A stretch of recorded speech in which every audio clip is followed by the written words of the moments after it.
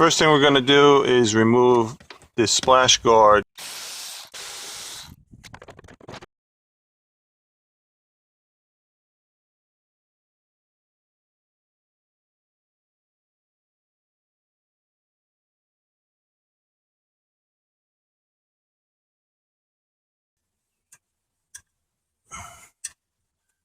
So we'll be loosening up this nut here on the alternator and then turning this bolt clockwise to remove the tension off the belt.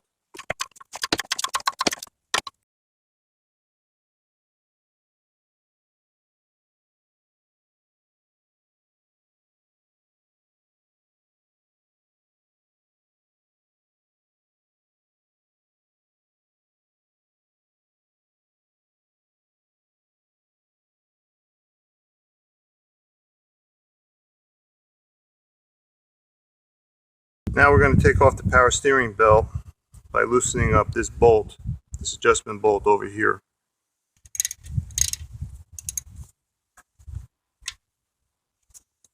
This is the pivot point.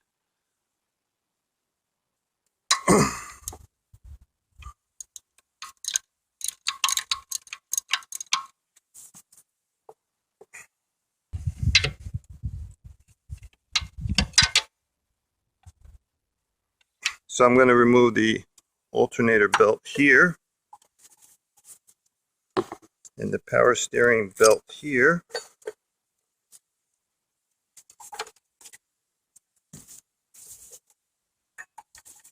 So I'll be removing the side motor mounts by removing these bolts and one nut over here. But before doing so, I have to support the engine from the bottom with a hydraulic jack.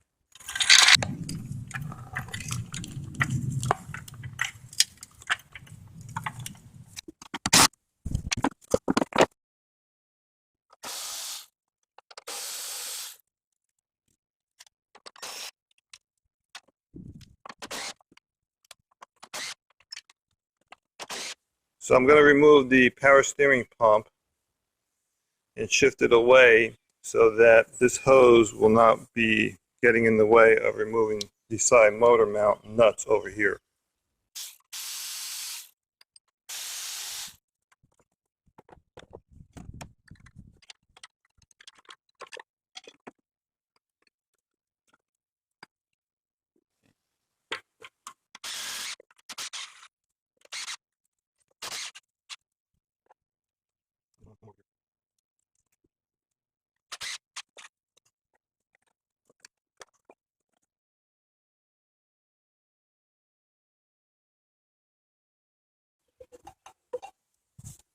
I'm removing these pulleys here attached to the water pump.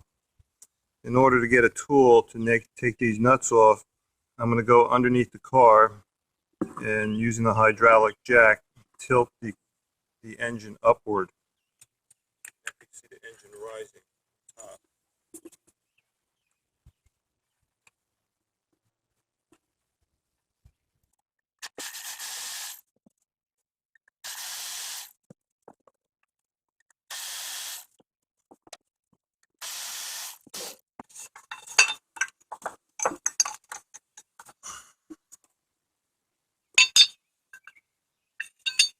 Removing the alternator bracket, which is covering the water pump, by removing the bolts here, here, here, here, and back here.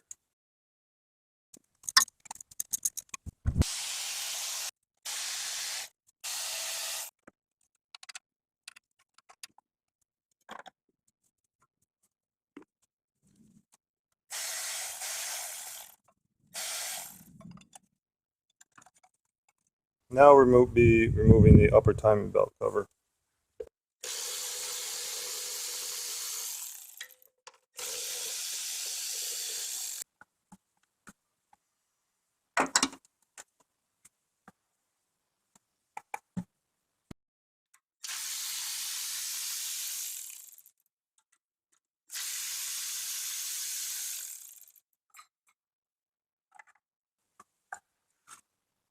Since the lower timing belt cover is covering the water pump, we'll have to remove the crankshaft pulley in order to gain access to the lower cover and remove those bolts.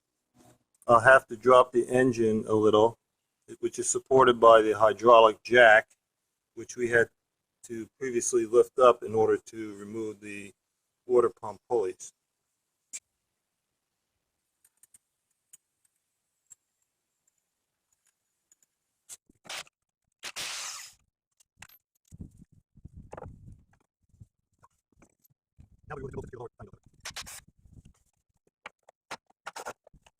Just the top bolt for the lower cover. We use the hydraulic jack to tilt the engine up so I can get access to this last bolt on the lower timing belt cover.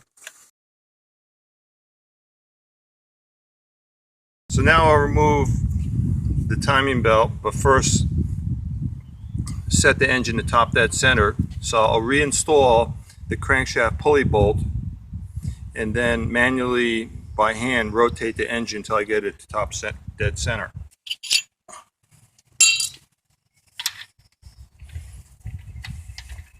So this white mark is indicating the top dead center mark, and then you have a little mark right up here on the casing that I'll try to line it up with.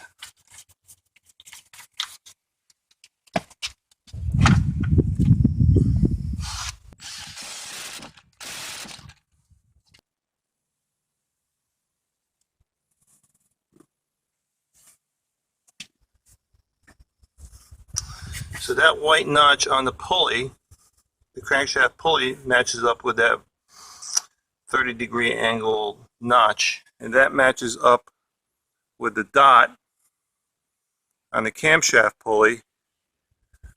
And behind there's like a little green mark right behind it.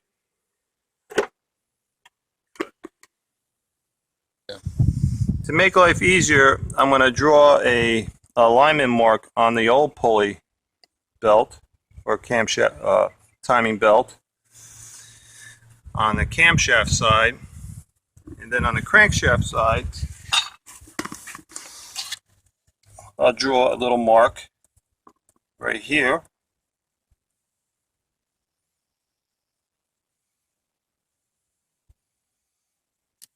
So that when I put on the new belt, I could just transcribe, beforehand I could transcribe the marks from the old belt to the new belt.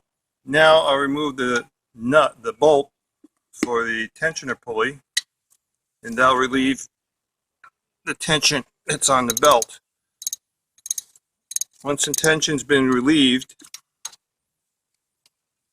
there's enough looseness on the belt where the belt can now be removed.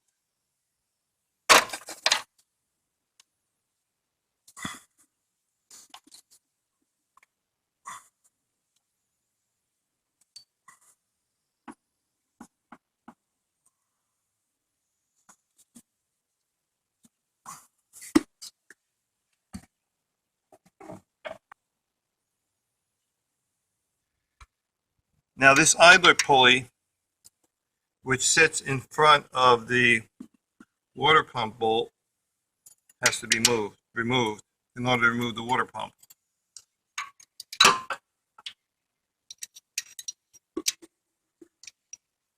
Okay, I loosened up the bolt securing the pulley.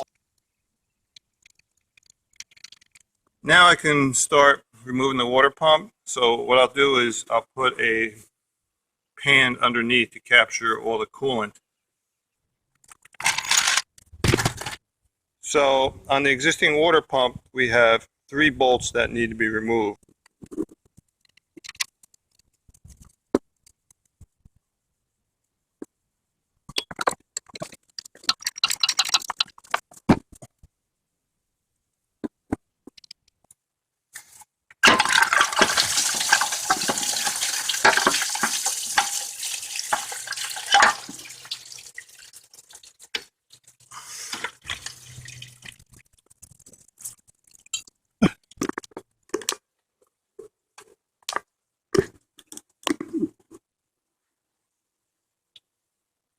Various scraper tools to remove the gasket and any excess material off the engine block.